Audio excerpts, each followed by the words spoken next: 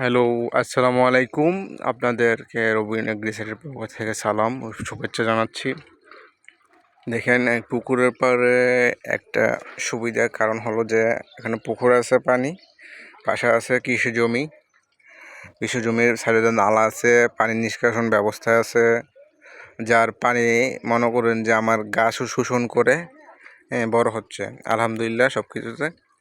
এটাই খুবই পুকুরের পাড়ে গাছ অটোমেটিকলি পানি দিতে হয় না বলে চলে। ছোটো যে সময় থাকে এই সময় দিলেই চলে, একটু বড় হয়ে গেলে আর